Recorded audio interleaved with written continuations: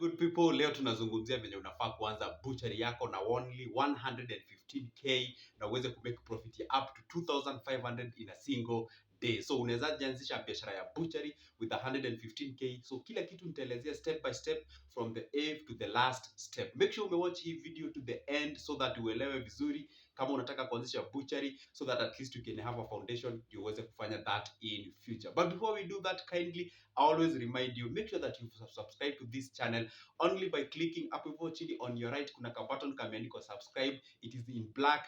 Kaguze tu, ukikaguza tu hivyo, and then hapo hivyo chini kuna kamkono kanakaa hivi ka like, that one is like, and once you hit it, beautiful, guess what you've just done. Any moment nimeupload a new video, na by the way nitakuwa sasa from today nitakuwa nazungumzia series of businesses, salon, boutique, butchery, any business nitakuwa nazungumzia. Alright, so the better you subscribe, so that at least whenever I upload a new video utakuwa unajulishwa, hey good Joseph, I'm upload a new video. So anyway, let's get started.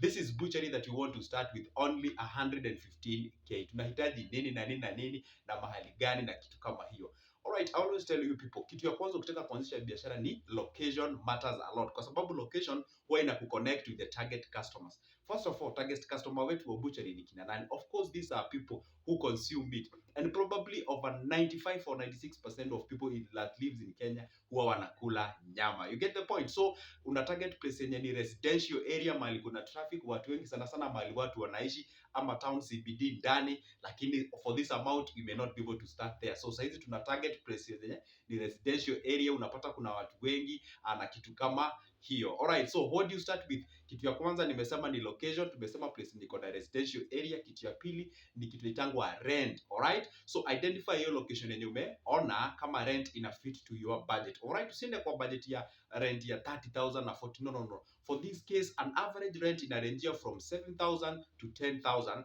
for an average good butchery. Alright, so tukodi hapo. So identify a location, umechukua ka rent kako hivyo ka 10,000 ama ka 7,000 to 10,000. Let's say an average of 8,000. Alright, so umechukua rent. In most cases, landlords huwa wanaitisha 3 times, that is deposit ya miezi miwili na plus that specific month. So unahitaji 8,000 times 3, so unahitaji 24,000.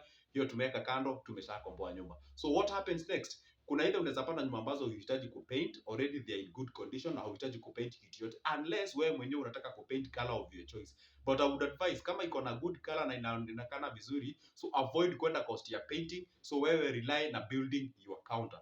Now sasa hapo ndio pesa zinakuliagwa sana, about counter na display. This is where a lot of money goes into. Huwa na advice hivi, make sure that the amount of money you set aside for the counter and display, it does not go over 30% ya pesa zenye umeplan kustart nazo biashara. Kwa mfano kama ni 100,000, make sure inarangia from inarangia around 25,000 to 30,000, around that place. Let's pick 26,000 for the sake of our discussion. Alright, so that 26,000 uitumia kutenga your display. Unajua ka display ya butchery inafaa kuwa outside somewhere, yani ime protrude from the building, so that at least kuna very nice glass yenye ni visible from anybody, and then surrounding ya hiyo glass kuna lighting, at least for people to know whatever you are selling there, especially at the evening. You get the point? So unahitaji yako ka display kazuri, weka hapo 25,000 na ka counter kake mahali utakuwa unaservia people from. Of course you don't need a complicated counter, you only need a place whereby you have your cash box hapo, kuna place unaservia your people na kitu kama hiyo. You get the point? So the next step you need to do is to have yourself what I call the outside banner. Banner inakwanga poa sana, and with 1,500 to 2,500 you have a very nice banner yenye iko na jina ya biashara yako, imekuwa with a very very nice image hapo hivyo, imechorwa tunyama hapo, tumitura nini, tuchoma na vitu kama hizo, to attract people na kuwa visible to people. Your budget for 1,800, you have your banner. Alright, so the next step unahitaji nini? Unahitaji of course the weighing scale. Weighing scale, an average one goes from 3,600 to 4,500. Uko na ka weighing scale kazuri, tuseme for the sake of our conversation, tuseme ni 4,200. Bado tunateremka tu polepole pamoja, fine. So 4,400 uko na your weighing scale. Alafu kuna hizi vitu zingine za jikoni, of course, kama unataka kuanza na jikoni ama unataka kufanya jikoni or something of sort, hiyo huwa nasema set aside like 20 Gs. Right? 15k to 20 Gs, yeah? For our sake tuweke 17,000. So hizo unanunua visu, unanunua panga, unanunua chopping boards kama 3 ama 4, and then hapo hivyo umenunua kitu tunaitanga grill ya kuchomea mitura, kitu kama hiyo. First of all unaweza kosa kwanza na oven ili ile ya kuchomea nyama ndani, but unaweza anza na grill for the sake kama utakuwa unapika tumitura hapo na vitu kama hizo. Get the point? So 20,000 set aside for the sake of jikoni, from 17 to 20,000, that will be good. Ununue hiyo grill, ununue visu, ununue panga, ununue hook za kuhook nyama. You get the point? Unanunua what do we call, kuna hizi vitu zingine zinakuwa miscellaneous kama cling film ya kuwekea nyama yenye unafungia. Nimejua siku hizi wali ban the nylon papers, yeah. So ununue hiyo cling film, unaweza nunua aluminium foil is not necessary if you don't have a serious jikoni, hiyo kitu kama hiyo. So the next step yenye nakwanga ni very sensitive, ni kitu tunaitanga kununua hizi masufuria, of course hizi kubwa kubwa za supu, kuna za kuchemshia hiyo mitura na vitu kama hizo. Alright, the other thing what you need to do or to have is what I call the licenses. Of course really lazima ukuwe na license, na license ya butchery sana sana inakuanga mostly when you start at just an average butchery inakuanga 7,000. Alright, 7,000 per year, you need to have that license. The other sensitive license ambao unahitaji kuwa nayo ni license ya health. Alright, hii ni ya health ambao unahitaji watu ambao umewaajiri hapo, either tuseme ni wewe na watu wengine wawili ama ni wewe na mtu mwingine mmoja. Alright, so unahitaji two health licenses, na hiyo unaenda tu kwa very what we call a reliable or known registered medical clinic. Uende hapo hivyo upimwe, ita cost you around 2k, ikienda sana around 2k or 1,500, let's say 2k. Two of you, that is 4,000. And after that, of course, you need to have some white coat, what do you call, they call them the overcoats. You need to have them at least 3 yako na wewe mwenye mko na yeye hapo mwenye umemwajiri, and of course ingine extra just for the sake things happen. All right, and then the other thing that you need to have for sure is what I call what do we call good mahali watu wanaweza ogea mkono, vitu kama hizo, yani good established way of disposing your content, because utakimbishana na nema. Otherwise if you just toa maji na mwaga hapo nje anyhowly and then you make the place very dirty, kitu kama hiyo, utakimbishana na your the NEMA people from that specific area. And guess what? With just that, you've already started with a business called a butchery business. Actually, this is one of the most lucrative business in our country, kwa sababu of course a lot of people huwa wanakula nyama na kitu kama hiyo. Yeah, inaweza kuwa that amount, but inaweza kuwa labda it is not enough to start a very big barbecue, choma zone, nini restaurant na vitu kama hizo, but you can start with butchery at first, and then from there you can grow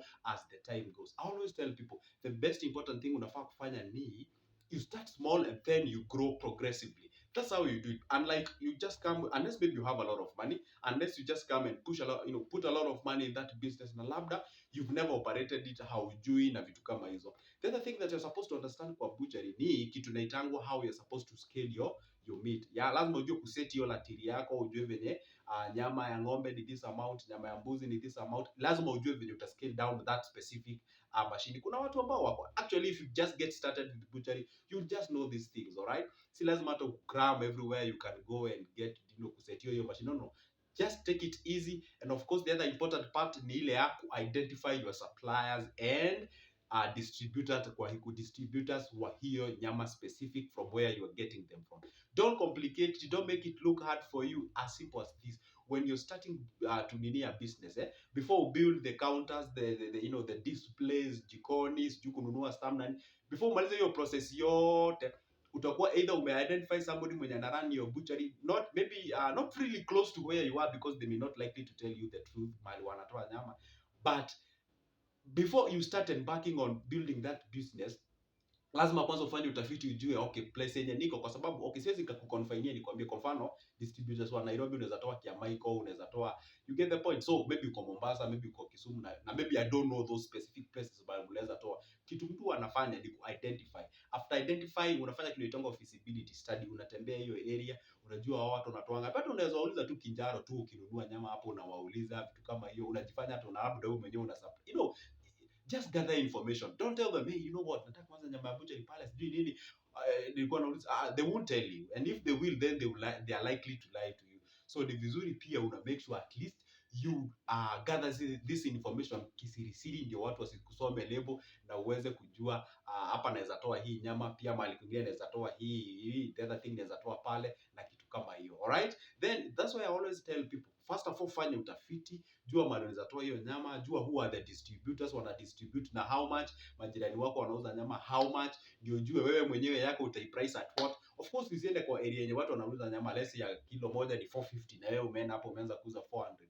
You'll rub shoulders with those people and they might likely even do harm to you. That's the reality. So it's always good to price your product within the range of others people where they are doing it. Ukikuangusha na shilingi 5, that one is agreeable, but when you go there and unaangusha na 50 shillings, 100 shillings, and then that one you can be able to rub shoulders with people na unaweza jipata kwa hamu kubwa sana. You get the point? So what I can advise you ni identify those steps that I have explained to you. Perhaps let me just recap what I've just said. Wacha tu nirudie venye nimesema. Nimesema hivi, what you need to do is identification of the location unataka kuanzisha hiyo biashara yako, na nimesema place poa ya kuanzisha hiyo biashara inahitaji place yenye ni residential area, mahali watu wanaishi.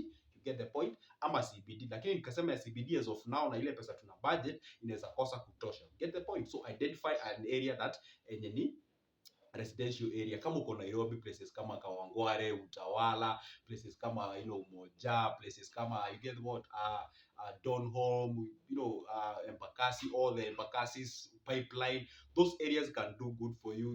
Ruiru, although that is not Nairobi, Kitengela, Isinya, blah blah blah, Kajiado. You get the point, yeah? Place yenye at least watu wanaishi wengi, kuna hizi maflats nini, you get the point, yeah? So after hapo, identify the rent ambao inalipishwa ya biashara those specific areas. Of course they are likely to ask you either more than 3 months deposit or but not less than that. Let's say we go by 3 months. Of course kama unalitishwa rent ya 8,000, of course unahitaji 24,000. After that nimesema unafaa kujenga your counter, na nimesema account yako isikule over 30% ya the money that you're planning to start business with. Alright? The next step nimesema you are supposed to paint the place, brand the place. That is kama the place haijakuwa, it is rugged, it is tattered, doesn't look pleasant, alright? But kama painting iko sawa, unaweza ignore when you're starting a business to avoid cost nyingi. So what you can focus on in having yourself a very big banner and iko pinned outside and kila mtu anaweza kuona na it is readable with nice images displaying nyama na vitu kama hizo. The other point tunafaa kuwa nayo ni kitu tunaitanga jikoni. Of course you have to have it. Nimesema hapo budget for your 20 Gs, weka kando, ikuwe kama hiyo ndio jikoni. Ununue sufuria, ununue visu, ununue hoops, ununue latiri, you get the point. All those nitty-gritties in the kitchen. I may not be able to name all of them here because kuna zingine tunapatanga they are just kidogo hivyo, right?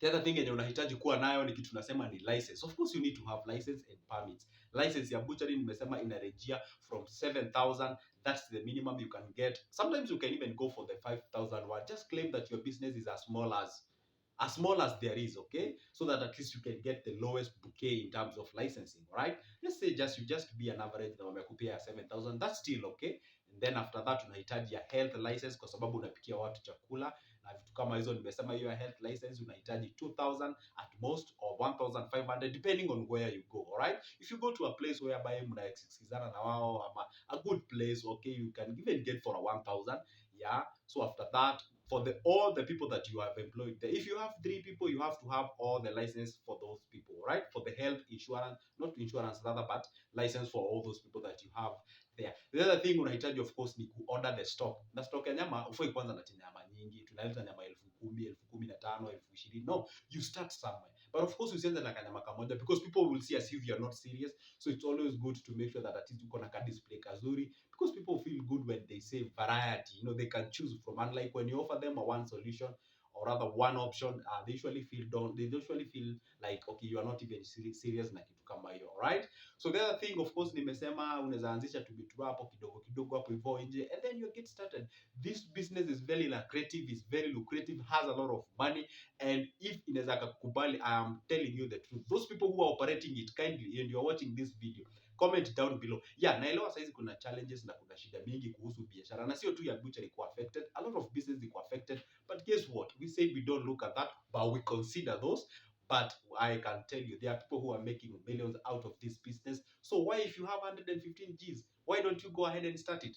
Maybe you're here, umewatch hii video up to this point. I want to say thank you very much for watching this video to this end. Probably kuna vitu na feel like zimekuwa left out na kitu kama hiyo. Guess what? I have a ready business plan about butchery business. If you would like to get your copy, then I'll leave my number in the description of this video. Contact me kwa WhatsApp. It is only 250 shillings. You get your business plan as a soft copy to your WhatsApp or any other business plan. I have a variety of them, all right? Ready, of course. But if you want a customized one that you want me to tailor it, featuring all what you need as you, then that one goes for 1,800 only. Get my number from my description of this video and we get started from there. But as of now, guess what I can say? Thank you and see you the next one.